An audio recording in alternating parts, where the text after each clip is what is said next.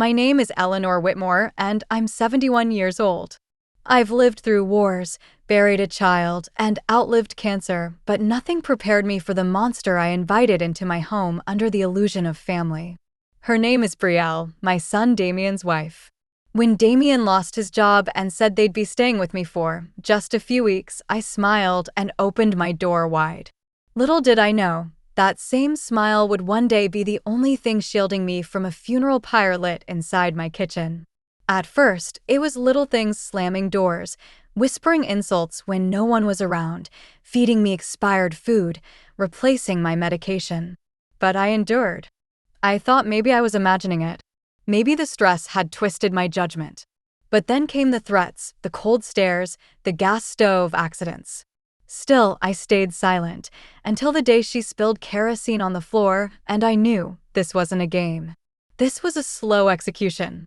That morning was cold, gray, and oddly quiet.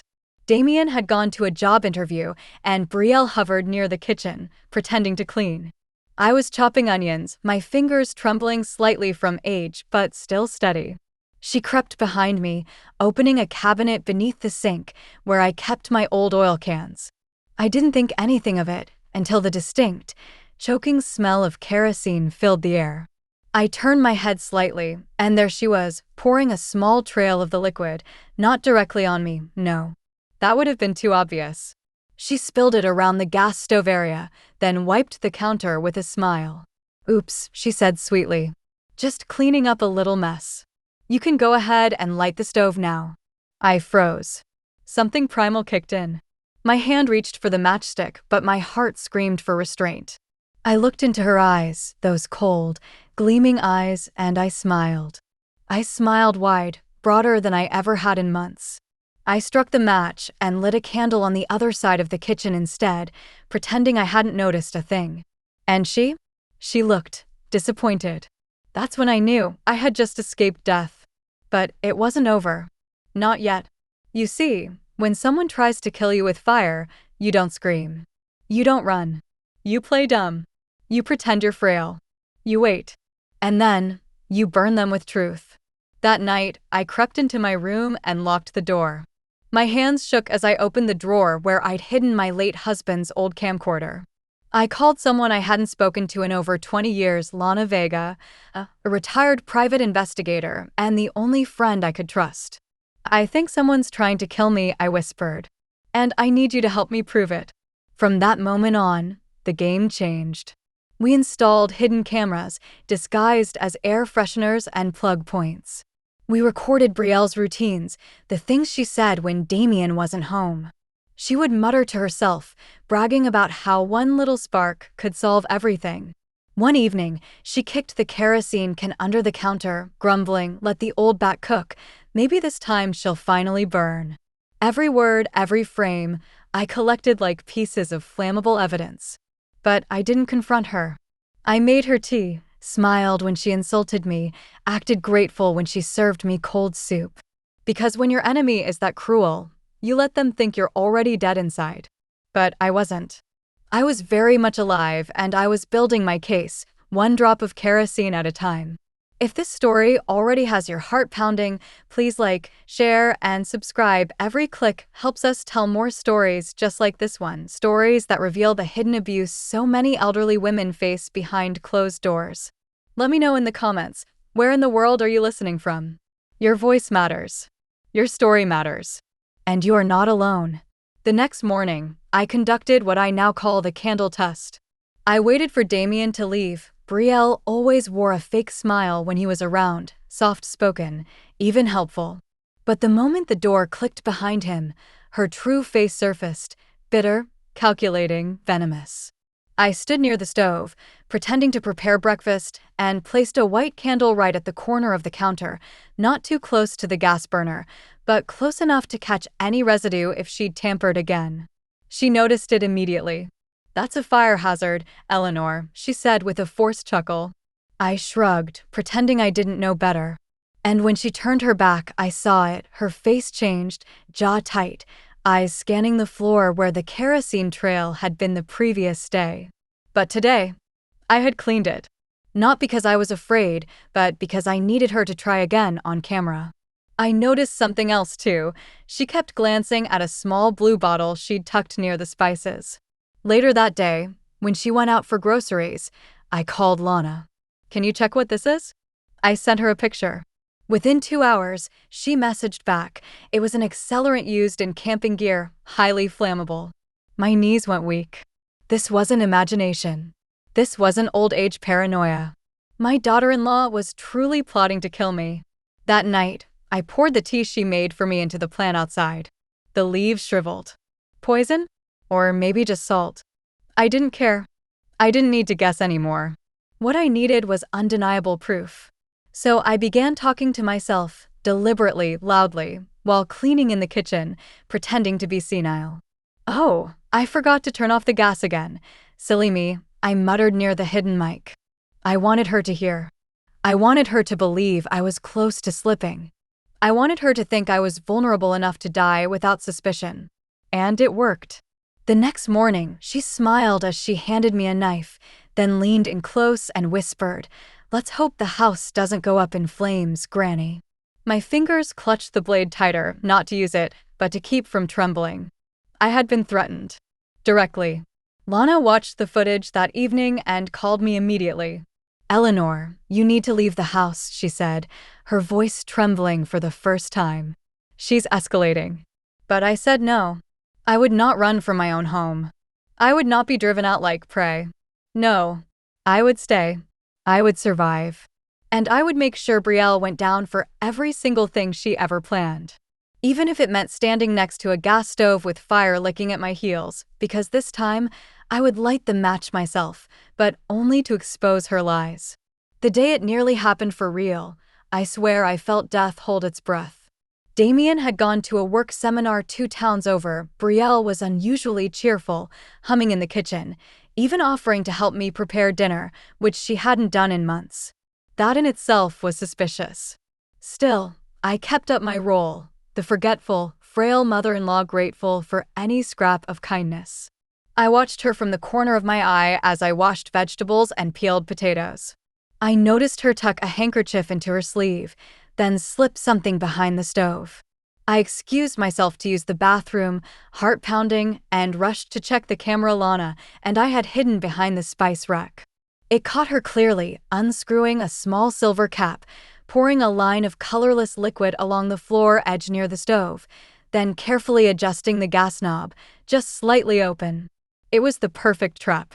One click of a matchstick and this entire kitchen would be engulfed in seconds. She had planned it like a movie death, accidental, tragic, fast. And I was the lead actress with no idea she'd already written the ending. Except I wasn't the actress.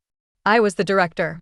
I turned off the gas, wiped the floor, and left everything exactly as it was, except now I knew what she was trying to do. When I returned, I thanked her. I even asked if she could help light the stove because my hands were shaking again. She refused. Of course she did. She wanted me to do it, so I'd be blamed when the kitchen exploded. But it didn't. And I smiled as I placed the unlit match back in the box and quietly said, "Maybe I'll just make a salad instead." She looked stunned. She didn't show it on her face, but her posture stiffened. Her eyes darted to the stove, then back to me. That night, Lana called and said, "Eleanor, this is enough. We can take the footage to the police." But I wasn't ready. I wanted more. I wanted her confession, not just in words, but in behavior, in a setup so clear no lawyer could talk her out of it. So I staged a fake memory lapse the next day. I let the stove stay on, let the curtain drift slightly close, then stepped outside as if I forgot something on the porch. She took the bait.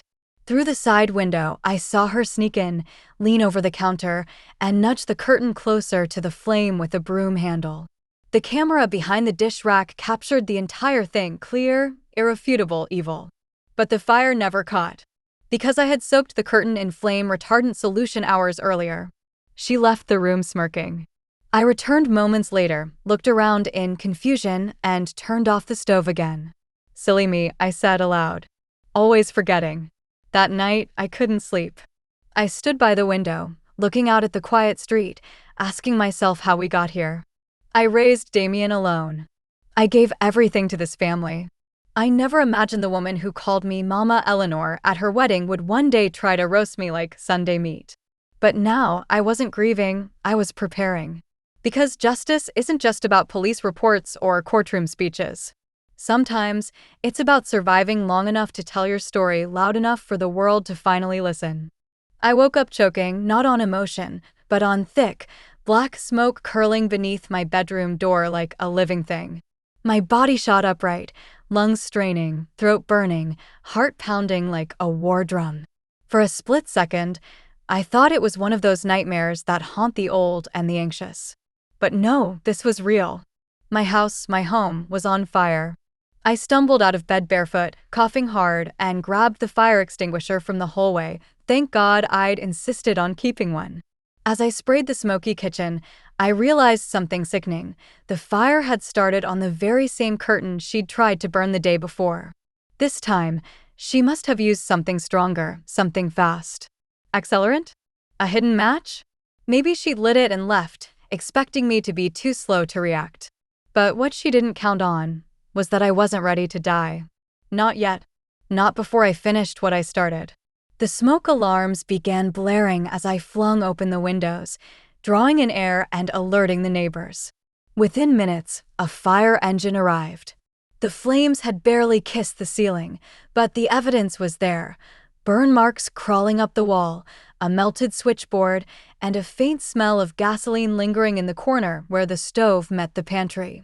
I sat outside on the porch, shivering, not from cold, but from the realization that this woman had really tried to end me. There was no longer any doubt. This wasn't just abuse. This was attempted murder. And yet, I didn't tell the firemen everything. Not yet, because Lana and I had one final plan. That evening, I made dinner for Brielle, yes, even after everything. She walked in pretending to be horrified by the fire. Oh my God, Mama Eleanor. Are you okay? How did that even happen? I looked her dead in the eye, handed her a bowl of stew, and said softly, it must have been the faulty curtain. I should have replaced it years ago. She smiled. I smiled back. But I had already sent the footage from the camera to Lana, footage of Brielle walking into the kitchen 2 hours before the fire with something small and red in her hand, looking around and leaning toward the curtain. We enhanced the video. You could see the flicker of a lighter. That was it. That was the nail in her coffin. But I didn't rush. I let her think I was slipping, weakening, grieving over what could have been an accident. I gave her more rope. Because when someone tries to hang you, the only thing more powerful than survival is watching them fall into the trap they built for you. So I invited the entire family for dinner 2 nights later. Damien, my nieces, my neighbor who's an ex-journalist. I planned a calm, warm evening and an explosive ending she would never see coming. The house looked beautiful that evening, almost too beautiful.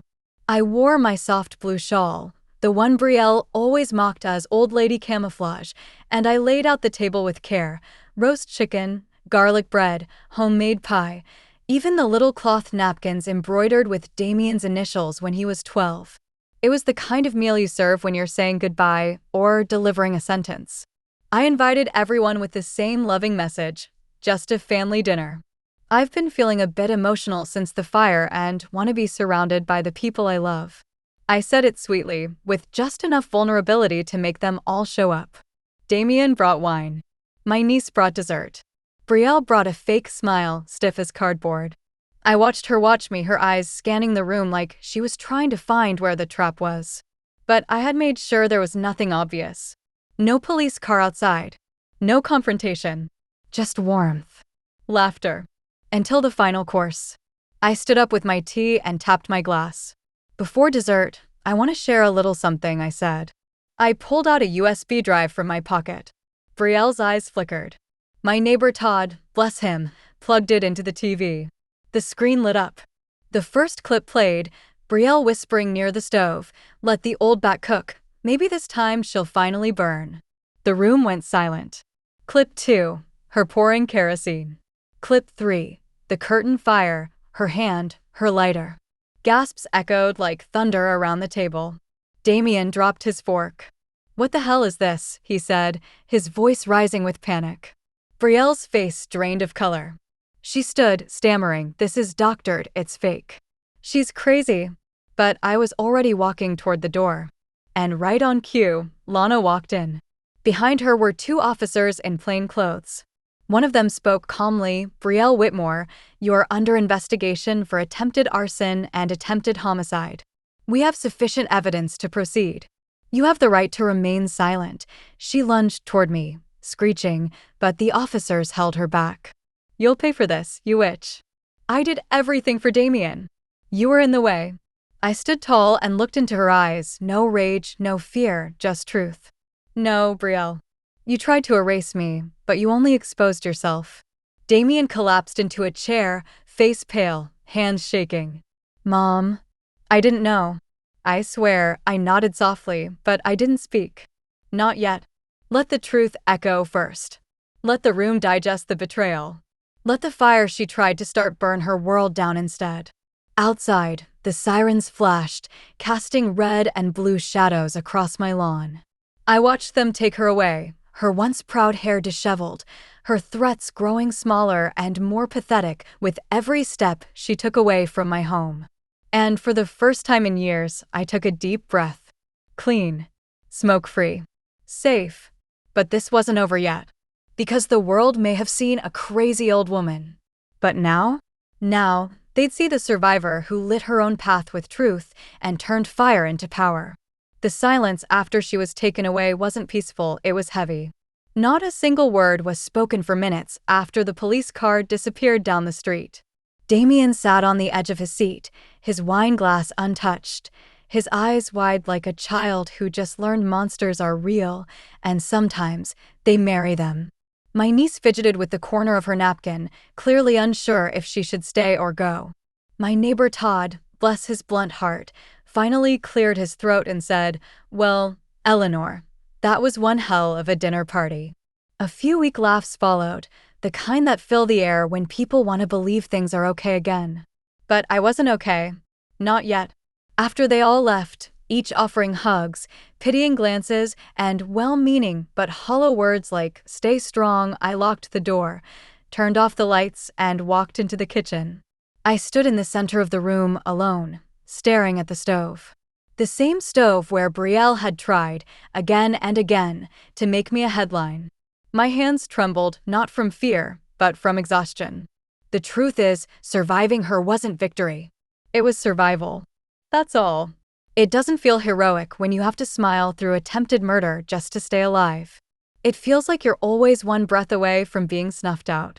I leaned over the counter and let the sobs out, quiet ones, the kind you hide from the world so they still think you're strong. But I wasn't hiding anymore. I had already been hidden too long under roles, expectations, politeness, and silence. And now there was nowhere left to bury the pain. That night, I didn't sleep in my bedroom. I curled up on the couch like I used to after my husband died, when grief was a blanket that suffocated rather than warmed. But this grief? It was different. It was betrayal from inside the bloodline. It was the knowledge that someone you once called daughter was willing to barbecue your body if it meant claiming your house and inheritance. But the worst part? Damien didn't see it coming. Not once. How could he live beside that darkness and never feel the heat? Or did he feel it and just look away? The next morning, the house was still. The only sound was the occasional chirp of birds and the hum of the fridge, one of the few things in this house that hadn't tried to kill me.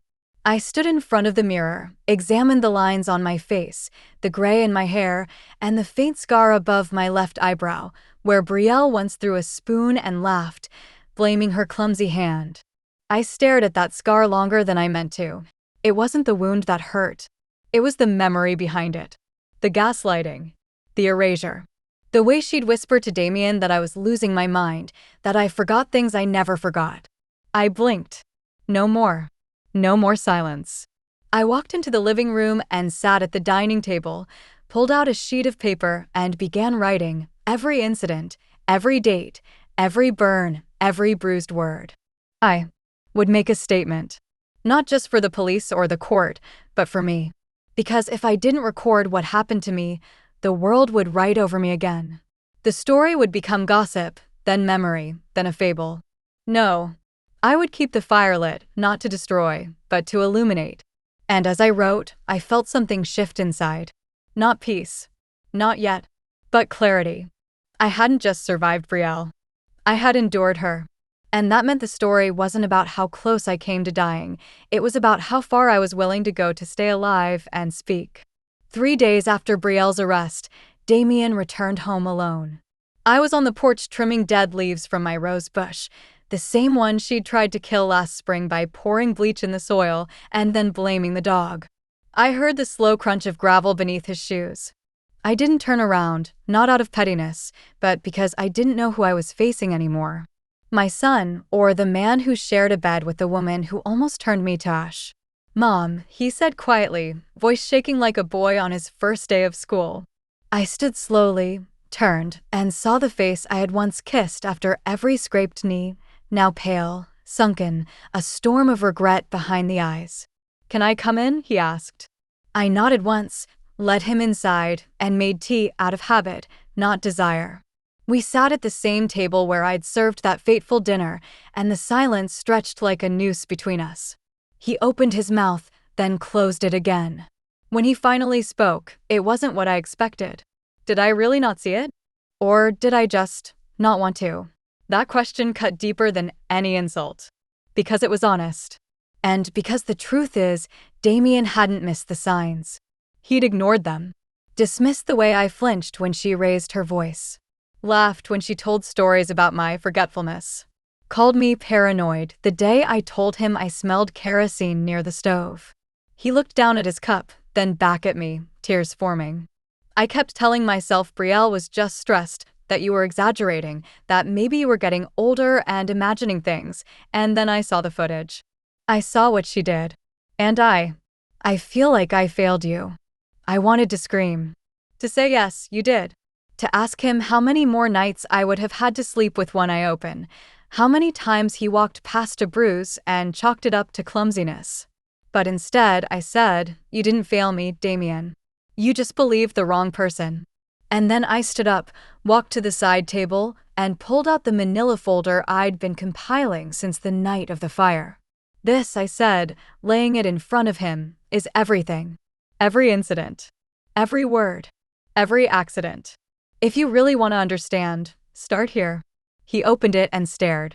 Pages and pages of handwritten notes, dates, video stills, even screenshots of text messages Brielle had sent when she thought I was asleep, calling me a burden, a rotting doll, wishing I'd trip and break my neck. Damien covered his mouth. "God, what have I done?" I didn't answer. Because the truth doesn't need sympathy. It doesn't need forgiveness. It just needs to be seen. And finally, he was seeing it. That night, he stayed in his old room, the one with posters of bands I never liked but let him hang anyway. I heard him cry. Not loud sobs, but the kind of crying that comes from deep, guilt-sick bones. I didn't comfort him. Not because I didn't love him, but because love without accountability becomes enablement. I wasn't going to mother him out of this. He needed to reckon with it. In the morning, he came out with a decision. "I want to testify," he said. "If this goes to court, I'll tell them everything. I'll admit I ignored the signs. Maybe I can't fix what I let happen, but I won't let her lie her way out of it now." I looked him in the eyes and saw a piece of the boy I once raised, the boy who used to rush home to show me every spelling test, who cried when his hamster died, who once stood up to a school bully for stealing someone's lunch.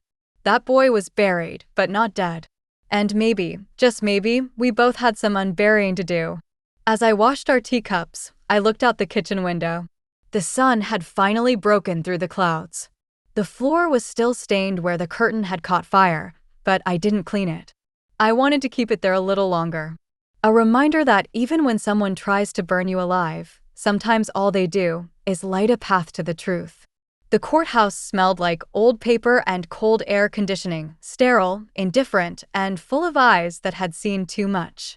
As I walked in, every footstep echoed like a chapter from the life I had tried to keep private, now dragged into the light for all to read. I wore my late husband's charcoal gray coat over my shoulders, not because it fit me, but because it made me feel heavier, grounded, like the past was walking in beside me. Damien stayed close, silent and pale, holding the folder of evidence like it was both a shield and a confession. We didn't speak much on the drive over. What could we say?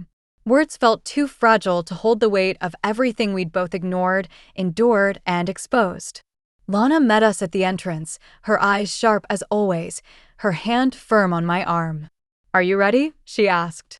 I nodded. I wasn't. But I'd show up anyway. Inside, Brielle sat on the defendant's bench in a crisp beige blazer, her hair curled, her face as polished as a politician. She looked calm, empty, like the past months hadn't happened. Like she hadn't tried to incinerate her own mother-in-law in the kitchen over property, inheritance, and power.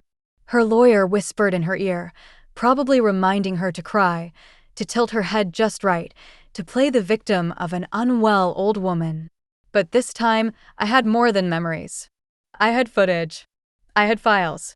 I had a son beside me, whose voice finally broke through his denial. The judge called my name.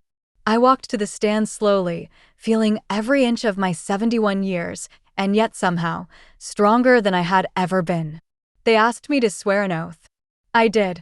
And then, for the next 2 hours, I told them everything, not just about the fire, but the years leading up to it. The verbal digs disguised as jokes. The spoiled food. The replaced medication. The broomstick beatings. The whispers behind closed doors. The kerosene trails. The curtain that caught. The match that didn't. The investigator who helped me survive by hiding cameras in plug sockets. And finally, the dinner, the moment I chose not to scream, not to fight back, but to let truth speak instead. At one point, the prosecutor played a clip, Brielle's voice saying, "Let the old bat cook, maybe this time she'll finally burn." The courtroom gasped. I didn't flinch. Brielle stared straight ahead, motionless, like the woman in the video wasn't her. But it was. And the jury saw it. Then Damien took the stand. He trembled. He cried. He confessed. He told them how he dismissed the signs, believed his wife, doubted his own mother. And when he looked at me and said, "I chose comfort over truth, and it nearly cost my mom her life," I felt something sharp and warm rise in my chest. Not anger, not sadness, but the beginning of forgiveness. Because acknowledgement is the first brick of rebuilding trust, and my son was finally laying it down. The defense tried their tricks, questioned my memory, my age, even insinuated that I had a vendetta against Brielle for taking Damien away. I didn't respond with rage. I responded with records, dates, video, facts. Every moment she tried to make me doubt myself, I now held in black and white proof. And as the day ended, the courtroom emptied, and the whispers followed me like ghosts in the hall, I realized something. I hadn't just survived attempted murder. I had outlived a campaign of silent erasure. And now the world couldn't unhear me. Back home, the sun was setting. The house smelled like lemon polish and lavender. I poured myself a cup of tea, not the kind Brielle would make me drink and watch like a hawk, but the kind I made for myself, with sugar and milk and safety. I sat on the porch and watched Damien walk to the car, shoulders lighter. He turned and gave me a nod, not dramatic, not tearful, just a small, honest gesture of, "I see you now." I raised my cup in return. Because sometimes, that's enough. For now. I thought I would feel a rush of satisfaction once the trial began, that maybe the sound of Brielle's lies unraveling in front of strangers would feel like victory. But what I felt was something stranger, colder, more hollow. It wasn't revenge I was living, it was release. A slow, painful pulling away of all the weight she had heaped onto me over the years, like peeling away layers of ash from something that once burned. But even as the courtroom did its job and justice began to take form, something inside me still hurt. Not from fear, but from memory. Because justice can't erase what someone did to your soul. It can only name it. And as the days passed and more evidence was presented, video, voice recordings, even text messages where she joked to a friend about putting me out of my misery, I started to notice Brielle unravel. At first, she kept up the perfect act. She sat still, lips pressed together like a doll. But then cracks began to form. Her hands twitched.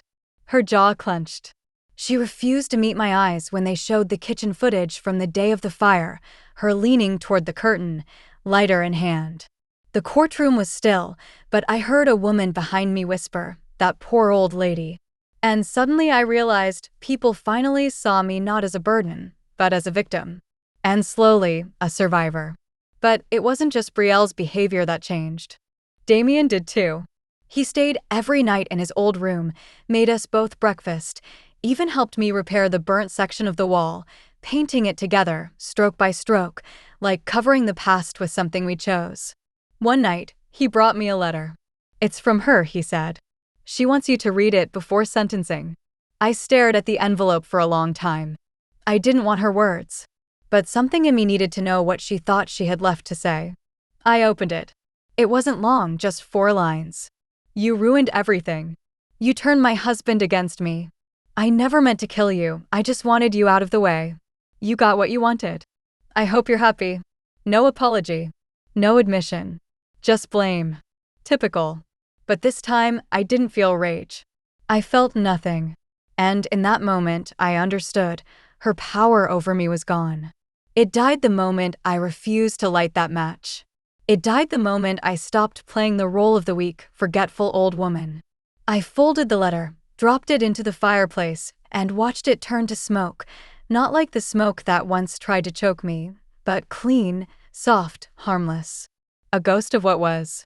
The next morning, Lana called me. "The judge is leaning toward maximum sentencing," she said.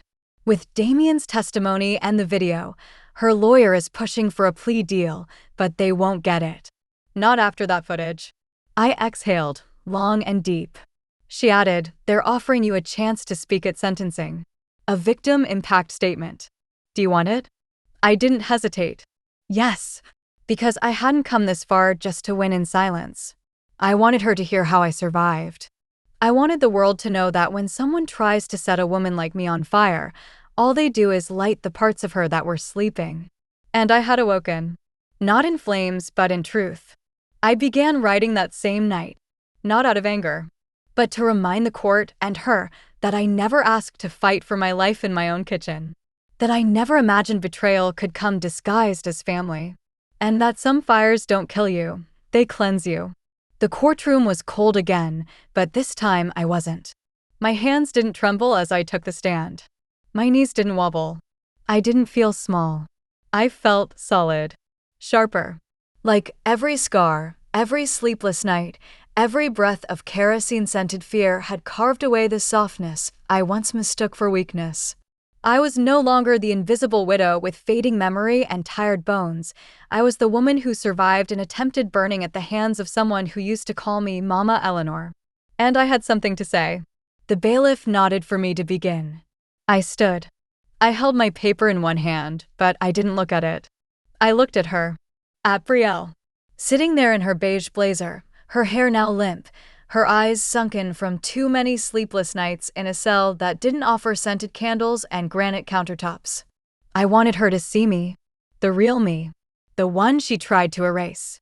"My name is Eleanor Whitmore," I began, my voice clear and strong, "and I am here today not as a victim of a tragic accident, but as a survivor of a deliberate, calculated attempt on my life, by someone I once invited into my home, loved like a daughter, and fed from my table." I paused. No one breathed. Even the judge leaned forward. "This wasn't about a single moment," I continued. "This was years. Years of being chipped away. Of insults disguised as jokes. Of bruises explained away as clumsiness. Of medications accidentally switched. Of gas left on just long enough to smell, but not long enough to prove. Of being told I was losing my mind while someone behind me quietly plotted how to end it. And then, she tried.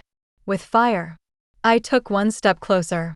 My voice lowered, not for drama, but for truth. And she failed. Not because of luck, but because I saw her. And because I finally decided to stop loving her more than I loved myself. I heard a gasp from someone in the back. I didn't flinch. I kept going. You don't have to stab someone to kill them. Sometimes, you just make them doubt their reality long enough to stop fighting. That's what she tried. And that's what I fought against. I turned fully to Brielle now, locking eyes. She didn't blink. But I saw her throat move, like she had swallowed something bitter. You thought no one would believe me. You thought an old woman's voice didn't carry weight. But today, your silence weighs more than every word I've spoken. And I hope that when you sit in that cell, you remember, you didn't lose because I outsmarted you. You lost because I stopped letting you walk all over my ashes. The judge thanked me. The room erupted into whispers as I stepped down. I felt Damien's hand squeeze mine. It was shaking harder than mine was now. Lana smiled at me like she always did when I didn't even realize I needed it.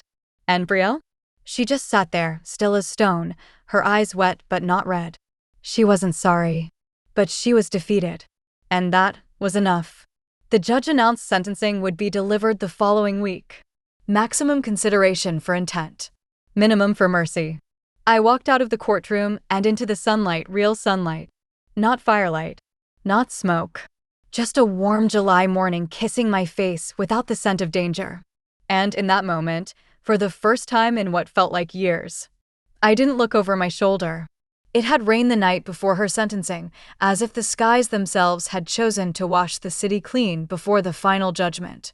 I sat in my room, staring at the window, watching droplets race down the glass like silent messengers, each one whispering, "It's almost over, Eleanor." But it wasn't over. Not for me. Not yet. A sentencing is just a number on a paper. It doesn't erase the nights I sat awake, listening for footsteps, flinching at the sound of cupboard doors slamming, forcing myself to cook food she might have poisoned just so I wouldn't offend her. It doesn't undo the moment I realized my own home, my sanctuary, my nest of memories, had become a slow-burning trap, soaked in fear and kerosene. As I dressed that morning, I wore black, not for mourning, but as armor. A soft black dress, simple pearls around my neck, and my hair tied back like I used to when I worked as a nurse during the war protests. Back when I still believed strength came from fixing others. Today, I had learned, strength also came from saying no more. Damien drove us to the courthouse in silence. He looked older now, not physically, but in the eyes. He hadn't shaved, his shirt was wrinkled, and when I reached over and placed a hand on his, he squeezed it like it was the only thing keeping him from collapsing. I could feel the guilt in his bones. And yet, even now, he came with me. Even now, he chose to stand beside the mother he once doubted. That mattered.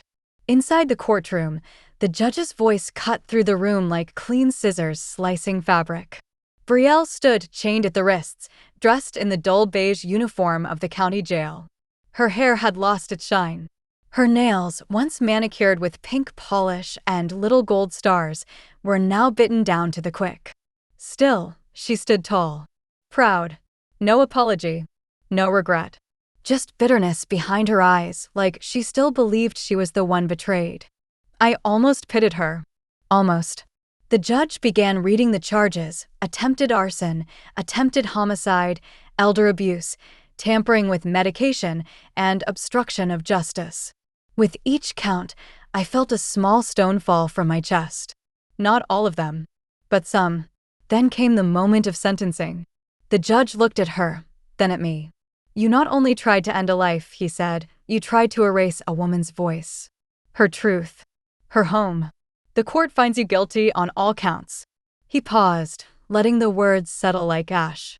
"You are hereby sentenced to 18 years in state prison, with no eligibility for parole before 13. You will also be registered under the state's domestic abuser registry, and you are barred from contacting Mrs. Whitmore for the duration of your life." I didn't cry. I didn't smile. I just exhaled. Deep. Long. As if I'd been holding my breath for a year and could finally let it go. Brielle didn't look at me, not once. She looked past me to Damien. "You believe her over me?" she hissed. The bailiff began pulling her back, but she twisted once more. "You were mine, Damien. We were building a future. She's a burden. You'll see." But his face didn't change. He just shook his head, eyes hollow. "I already saw," he said, so quietly only I could hear it. "And you're not the future. You're the fire I escaped." Outside the courtroom, the sun had broken through. Lana joined us briefly, handed me a folder, copies of the ruling, victim support resources, restraining order documentation, but her smile said what the papers didn't. You did it. As she left, Damien turned to me, his voice hoarse. I think I knew. I think deep down, I knew something was wrong. But I didn't want to lose her. I looked at my son, this man who once held my hand on his first day of school, and said, "You didn't lose her, Damien. You were never safe with her. You just finally stopped pretending the fire wasn't warm." He nodded, eyes filled with unshed tears, and whispered, "I'm so sorry, Mom." And this time, I believed him. Not because he said the right words, but because he stood beside me when it mattered most. That night, we didn't talk much. We made grilled cheese sandwiches, watched an old black and white film on the couch, and for the first time in years, the house felt still. Not empty. Not nervous. Just still. And when I went to bed, I touched the little scar on my arm from the curtain fire. It was small now, faded, but I didn't cover it. I didn't try to make it disappear. Because it was proof. Proof that I had walked through flames, not just the kind that burned walls, but the kind that burned trust, identity, dignity. And I came out stronger, not despite the fire, but because of it. The morning after the sentencing, I didn't wake up gasping for breath.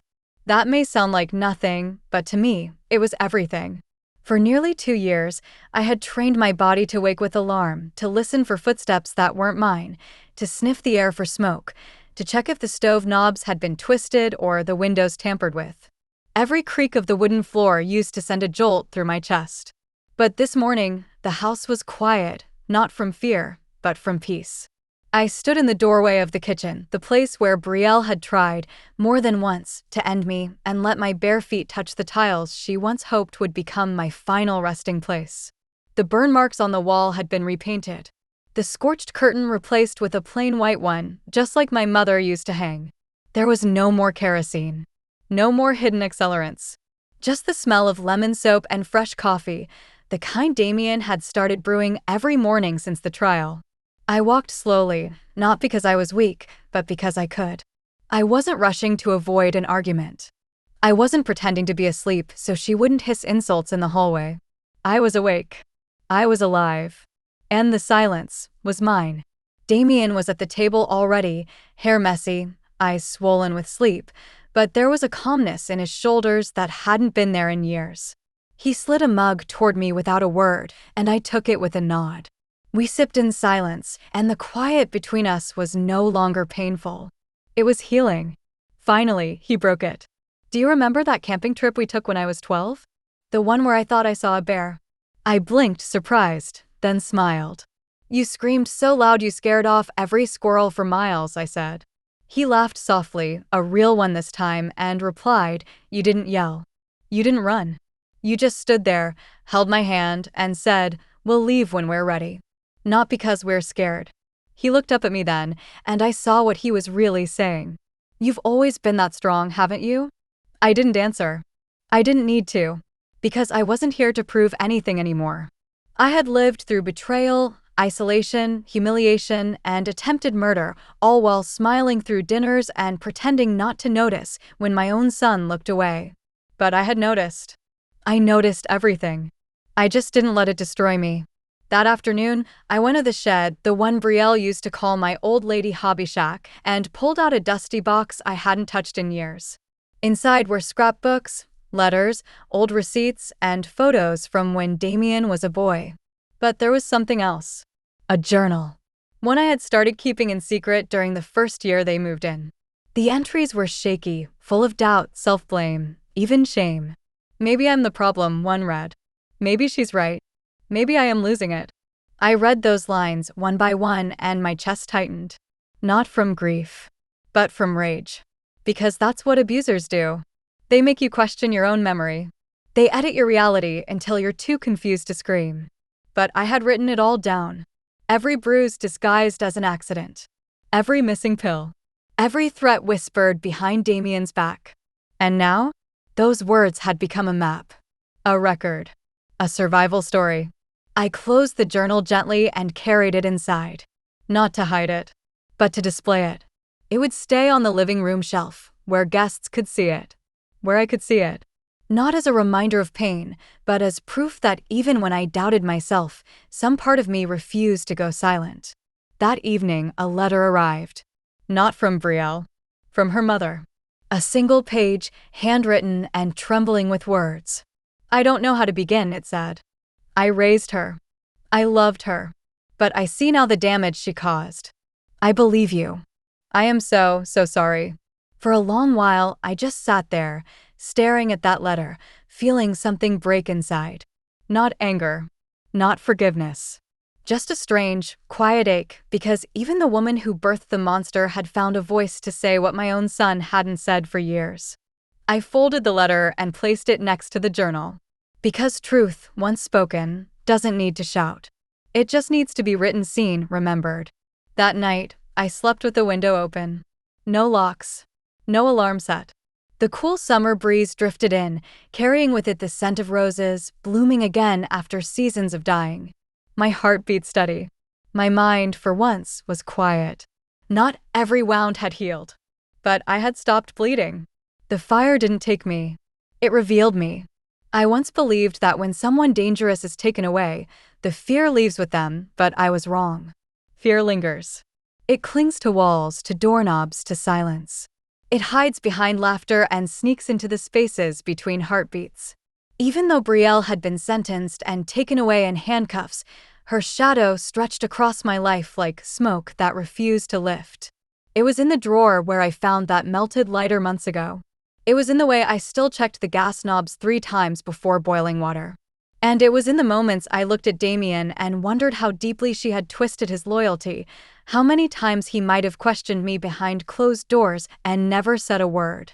But something inside me was shifting. Not healing entirely, but hardening into something unshakable. That week, I received an envelope marked from the district clerk's office, routine paperwork, they said. But inside, along with sentencing confirmations and no-contact orders, was a court transcript of Brielle's final interview. It wasn't public record yet, but someone had slipped it to me, maybe Lana, maybe someone else who thought I deserved to hear it. I sat down alone on the couch and read every word. "I never intended to kill her," Brielle said, voice apparently flat. "I just thought if she had one little accident, Damien would stop clinging to her. We needed the house. She didn't even go out. She was barely living. What was the point in keeping her around?" That line, barely living. That's how she saw me. A quiet woman in her 70s, with gray hair and soft hands, making soup and talking to plants, barely living. I folded the transcript slowly and placed it beneath my journal.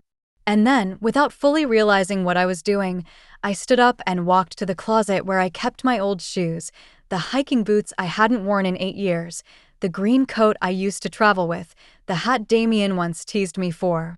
I pulled them out, dusted them off, and for the first time since all this began, I stepped outside my yard. I took the bus into town. People stared. I was the woman on the news, after all. The woman whose daughter-in-law tried to set her on fire. Some whispered. Others offered kind smiles. But I didn't care. I wasn't there for gossip. I was there to reclaim space. To walk the sidewalks Brielle once told me were too dangerous for someone my age. I went into the little bookstore I used to love and bought a fresh notebook. I walked into the cafe where I once overheard her telling her friend I was too senile to handle a tea kettle, and I ordered the hottest chai they had. As I sat there, sipping slowly, people passed by. Life moved on. But inside me, something burned, but this time, not from fear. From freedom. When I returned home, Damien was sitting on the porch. He stood the moment he saw me. "Where did you go?" he asked, voice touched with concern. I smiled and handed him the book. "I went out," I said. "To live." He looked down at the blank notebook, then back at me confused. "What is this for?" I leaned on the porch railing, eyes fixed on the horizon. "To write about what comes after the fire. Not just the smoke and the ashes, but the new things growing out of it." He sat back down, quiet. I could tell he was struggling with what that meant. And maybe that was okay, because I didn't need him to catch up right away. I just needed to keep walking forward. Later that evening, while he cooked dinner, I sat by the kitchen window and watched the roses again. They were fuller this year, Maybe because Brielle was gone, or maybe because I finally had time to water them again without worrying she'd replace the fertilizer with bleach. But as I stared at them, something caught my eye. A small envelope, tucked in the mailbox. No stamp. No name. Just a white envelope. I opened it. Inside, one line written in rushed, frantic handwriting: "She didn't act alone." My breath caught. My skin chilled. I turned the note over. No signature. No explanation. Just that sentence, hanging in the air like another match waiting to be struck. For the longest time, I sat at the kitchen table with that envelope laid flat before me like a fresh crime scene. She didn't act alone. 5 words. But they were a detonator. I reread them over and over, hoping they would change into something less terrifying, less real. But no matter how I turned them, no matter how softly I whispered them aloud, the meaning remained the same. Brielle had help. And the implication was chilling, because the only people around me during those dark months were neighbors and family. Damien walked in, humming softly as he stirred something on the stove, and I quickly slipped the note beneath the napkin stack. I wasn't ready to tell him. Not yet. What would I even say? That someone out there helped his wife try to kill me? That I didn't know who I could trust, not even now? I watched him from behind, tracing every movement with suspicion I hated myself for. But that's what betrayal does. It rewires your instincts. It sharpens your survival. And I was done being unprepared. That night, when Damien went to bed, I retrieved the note again and placed it beside the files Lana had helped me organize during the case. Every video, every receipt, every printout, none of it hinted at a second person. But then I remembered something a day, months ago, before the curtain fire, when Brielle had answered the door while I was in the hallway. She spoke in hushed tones. I couldn't hear what was said, but I remember the scent. A distinct cologne. Expensive. Sharp. Masculine. I had thought it was a deliverman or maybe someone from her college alumni circle. But what if it wasn't? What if someone had come to coach her? Or worse, someone who wanted me gone just as badly? I searched through her things again, well, what was left of them. She hadn't taken much when she was arrested. But I found a torn envelope in her vanity drawer, hidden beneath old lipstick tubes. The letter was gone, but the return address hadn't been ripped off. It was a P.O. box, 2 towns over. I copied it down. The next morning, I called Lana. I hadn't disturbed her since the sentencing. She answered on the first ring. I was wondering when you'd call, she said, as if she already knew something was wrong. I told her about the anonymous note, about the perfume, about the torn envelope. She didn't laugh or dismiss it like some detective in a bad film. She just said, "Give me 2 days." And hung up. Those 2 days stretched like weeks. I couldn't sleep. Couldn't eat. Every sound outside made me jerk toward the window. Every ring of the phone made my stomach knot. Was someone watching? Had I uncovered something I wasn't meant to? But then, on the second night, Lana called back. Her voice was tight. Controlled. "Eleanor," she said, "the P.O. box is registered under a shell name. But the forwarding address behind it? That's real. And it belongs to someone you know." My hand clutched the receiver. "Who?" I whispered. She hesitated. "Your neighbor. The one with the red truck. Todd Harmon." My heart dropped like a stone into black water. Todd? The same man who always brought in my trash bins? Who sat beside me at the family dinner where I exposed Brielle? Who helped plug in the USB that showed the evidence? Lana continued. I dug into his records. He's been bankrupt 3 times. And guess what? He and Brielle share one old connection. Her mother used to be his real estate partner. Back when they were flipping properties. My knees gave way. I sat hard. "So what are you saying?" I asked, voice cracking. "I'm saying," Lana replied, "I think Brielle wanted the house. And Todd knew exactly how to make that happen if you were removed." That night, I didn't turn on a single light. I sat in darkness, listening to the wind, my hands clenched around the edges of my blanket, trying to understand how far this betrayal stretched. Brielle had tried to light the match, but it wasn't her hand alone. Someone else had poured the fuel. Someone who still smiled at me from across the street. Someone who might have already known that the fire failed and I didn't. The next morning, I stood at the window, hands wrapped around a warm mug I didn't drink from, and stared across the street at the red pickup truck that had suddenly become a murder weapon in disguise. Todd Harmon stepped out of his house like he did every Tuesday, same fleece jacket, same coffee thermos, same slow, easy walk toward the sidewalk. He waved. And I, God help me, waved back. I smiled at him. My fingers even fluttered a little. But inside me, something old and molten stirred, something I hadn't felt since the day I caught Brielle smiling beside the stove while my kitchen stank of kerosene. It was rage, yes, but it was also purpose. The fire may have failed, but the embers had never died. And now I had a new name, a new lie, a new villain who thought he'd blended into the background like an old doormat. Todd, the man who helped me hang a birdhouse. The man who always knew when Damien was out. The man who said, "You should really get that gas checked again, Eleanor," not long before my curtain caught fire. The man who I now knew had been helping Brielle behind the scenes, off the record, off the grid, and just far enough outside suspicion. I called Lana again. "I want proof," I said. "I want something that ties him to her, not just history, but intent." She told me she'd already started digging. "But, Eleanor," she warned, "this is dangerous. He's still free. And he may know you're onto him." That night, I didn't sleep. I sat up reviewing every conversation Todd and I had ever had. I remembered the strange way he lingered outside when Brielle screamed at me once. How he said, "Don't poke the bear, old girl," and laughed. I thought he meant her. But now I wonder if he meant himself. I went into the shed, yes, that shed, and opened the old chest in the corner. Inside was a box of cassette tapes and an ancient camcorder. I had kept it out of nostalgia. But now? It might be the very thing that would finish what Brielle started, except I would turn the flame on him. The next day, I invited Todd over for tea. I told him I was feeling lonely and grateful for his support through everything. I watched him hesitate, just for a second, but then he smiled. The fake, plastic kind. "Sure, Eleanor. Anything for you," he said.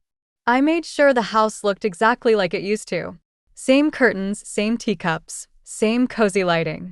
But this time, a camera was hidden in the mantel clock, and another one in the vase behind the couch. He came in, brought me store-bought lemon cookies, and sat comfortably, too comfortably, as if he thought the war was over. I asked him about Brielle, and he shook his head like a man remembering a bad movie. "She snapped, that one," he said. "You were lucky the fire didn't take you." I nodded slowly, sipping my tea. "Do you know what scared me the most?" I asked. He leaned in, curious. "What's that?" I stared right into his eyes. That maybe it wasn't just her. He froze. For a split second, his mouth opened, then closed. But something flickered in his gaze, recognition. He laughed, forced. "What are you saying, Eleanor?" "You think I tried to." I smiled wider. "Oh no. I'm just talking aloud. I get confused, remember." And that's when he said it. He leaned forward and said, "You know, you really shouldn't dig too deep.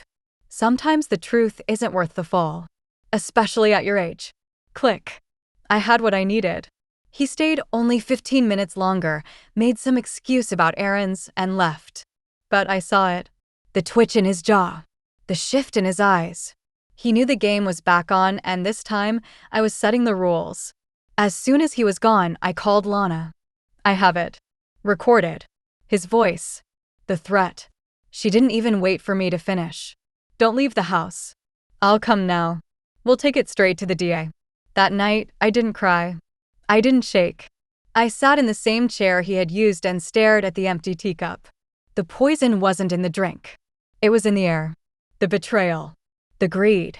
The way they thought an old woman was easier to erase than confront. But I had survived worse than fire. Now I was facing smoke and mirrors, and I wasn't scared. The next 48 hours moved like wet cement, slow, heavy, but every inch dragging me closer to justice. Lana arrived that same evening with 2 men in plain suits and hard eyes, each carrying recorders, legal pads, and more suspicion than comfort.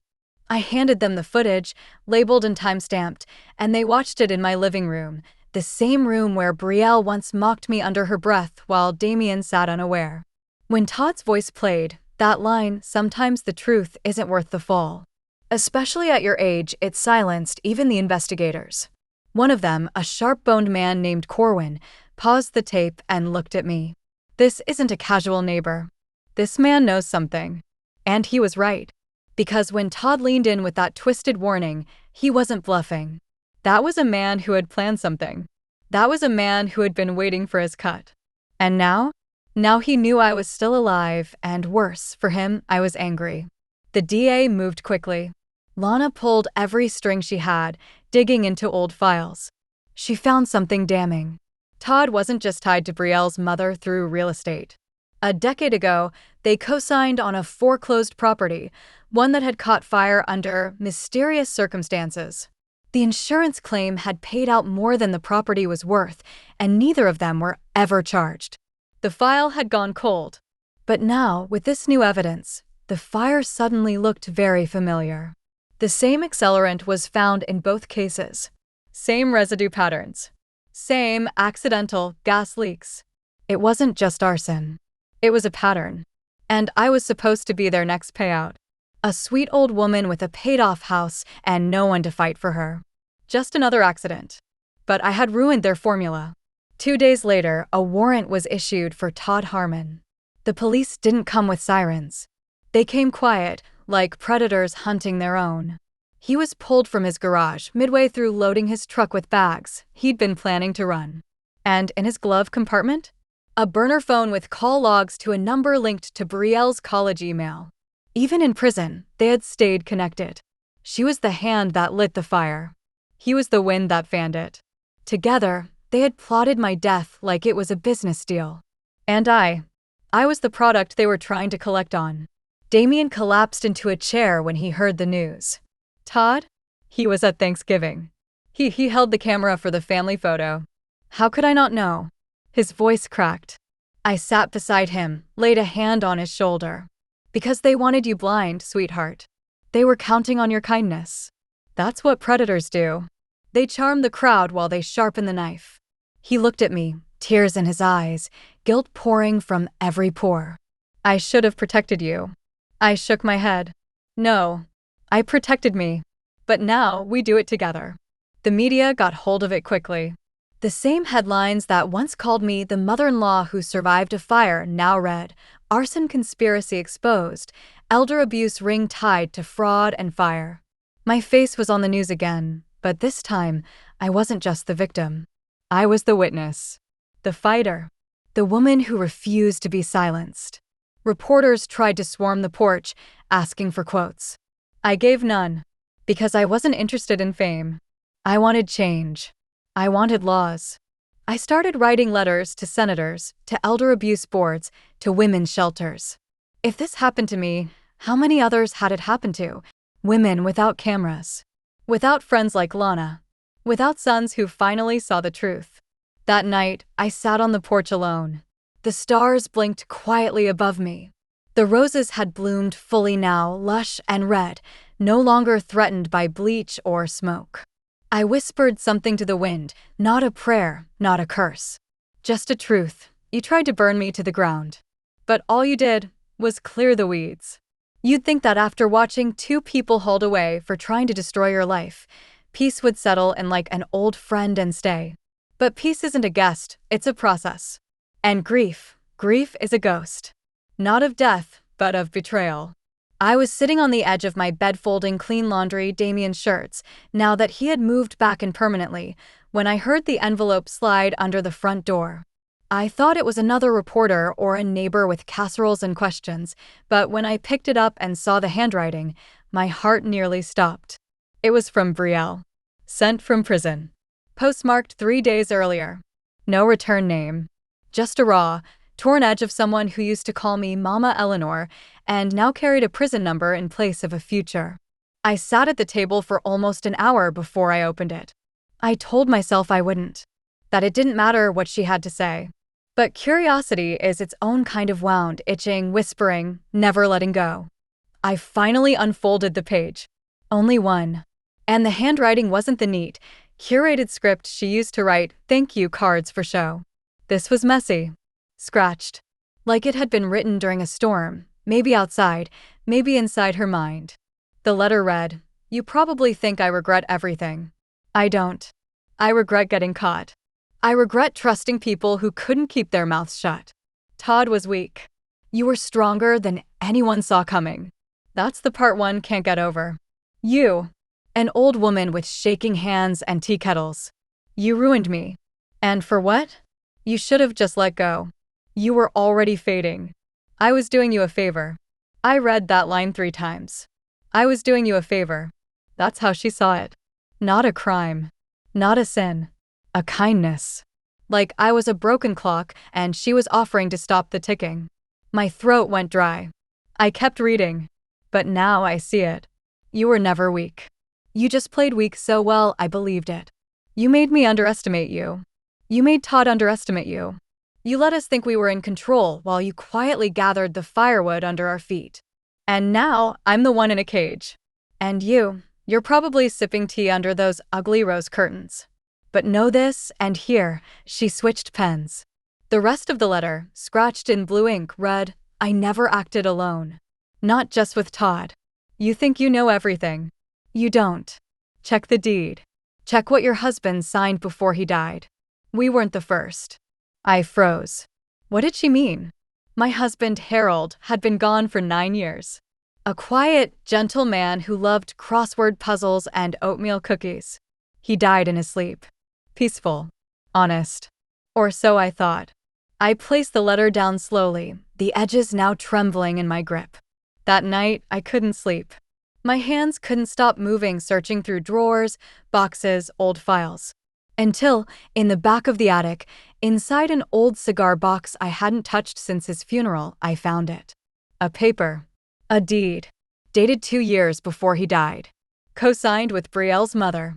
It wasn't just a coincidence. It was generational. A quiet plan, planted long ago, where I was nothing more than the final tree to be cut. My own husband had signed a transfer document, part of our property, passed to Brielle's family, under the pretense of investment. And I never knew. Because I never questioned him. Because I loved him. Because I believed the same lie Brielle counted on, that I was just a sweet old woman who kept her head down and trusted too much. But now I had questions. And this story, it seemed, wasn't done burning yet. The paper trembled in my hands as I sank onto the dusty attic floor, the truth weighing heavier than the years of memories piled around me. My husband, Harold, quiet, kind Harold, had co-signed a document transferring part of our property to Brielle's mother. A deed buried deep in a forgotten box, hidden like a secret waiting to poison the roots of everything I thought I knew. I held the paper to the light, tracing the faded signatures, and felt a shiver ripple through me. How many nights had I spent trusting a man whose loyalty had quietly slipped away, slipping into the hands of the very family that would try to destroy me? The years flashed before my eyes, the laughter, the late-night talks, the way he held my hand through storms and sickness. Had it all been a lie? Or just a carefully kept truth? I remembered the little things now, the unexplained phone calls, the hastily scribbled notes in his study, the way he hesitated when I asked about the investments. I had thought he was protecting me, but maybe he was protecting himself. I sat with the deed spread before me, a silent accusation inked in black and white. The betrayal wasn't just Brielle's, it was woven through my marriage, planted before I ever met that cruel woman. And suddenly, the past was no longer a comforting shadow, but a cold, sharp blade cutting through my life's fabric. I called Lana and told her everything. She didn't flinch, only said, "This changes everything." Together, we began unraveling Harold's hidden financial ties, his late-night meetings, and whispered deals. The deeper we dug, the more tangled the web became. Money funneled quietly to Brielle's family, properties sold below market value, legal documents signed in secret. My heart ached with each revelation, but beneath the hurt burned a fierce resolve. If my own husband had betrayed me, I would not be buried beneath his lies. I would stand taller, fight harder, and expose the truth that had tried to suffocate me for decades. That night, I sat in my favorite chair, holding the deed close like a talisman. The fire had changed everything, destroyed homes, exposed lies, and freed secrets. But now I was ready to burn through the final veil, to confront the man I thought I knew and the family that had used his betrayal to almost end me. I whispered into the dark, "You may have thought I was fading, but I'm just beginning to fight back." The night air was thick with the scent of rain and regret as I sat across from Lana in the dim light of my living room, the papers spread out between us like battlefield maps. Each signature, each ledger, each hidden transaction told a story darker than I'd imagined. Harold, my husband, the man I thought was my rock, had been entangled in a web of deceit that stretched far beyond what Brielle and Todd had woven. It wasn't just a simple property deal or a one-time betrayal. It was a lifetime of secrets, carefully buried beneath the veneer of a happy marriage. Lana's voice broke the silence. "This isn't just about money, Eleanor. It's about power, control, and manipulation. Brielle's family, your husband, they were playing a long game." I felt the weight of the truth settle on my shoulders like a heavy cloak, suffocating but strangely liberating. The man who once held my hand now felt like a stranger whose ghost haunted every corner of my home. But I refused to be haunted. Instead, I would confront. I began drafting letters, gathering evidence, and contacting lawyers who specialized in unraveling such intricate betrayals. I wasn't just fighting for my property anymore. I was fighting for my dignity, my legacy, and my very soul. One afternoon, as the sun cast long shadows across the garden, Damien found a letter slipped under the front door, an anonymous tip exposing more about the extent of Harold's dealings and hinting at other accomplices still lurking in the shadows. The family I thought I knew was a mask hiding a treacherous cabal, and the flames that almost consumed me were just the beginning of the purge. But with every painful revelation, I grew stronger, fiercer, more determined to reclaim what was mine, not just in land or title, but in truth. I was no longer the woman who silently suffered in the shadows. I was the storm rising from the ashes, ready to burn down every lie and rebuild from the scorched earth. And when the day came to confront the past face to face, I knew I would stand unbroken, because some fires don't destroy, they forge. The morning light streamed through the curtains like a spotlight on the final act of this long, painful play. Today, I wasn't just Eleanor Whitmore, the woman who survived a burning kitchen and betrayal. I was Eleanor Whitmore, the woman who would take back everything she'd lost: her home, her dignity, her peace. The courthouse was packed, buzzing with reporters, family, and strangers who had followed my story from whispered rumors to national headlines. Damien stood beside me, stronger now, the weight of his past disbelief replaced by fierce loyalty. Lana was there too, my unwavering shield and sword. The judge entered, and silence fell like a curtain. But this day was mine. I spoke with the quiet authority of someone who had been broken, burned, and rebuilt in fire.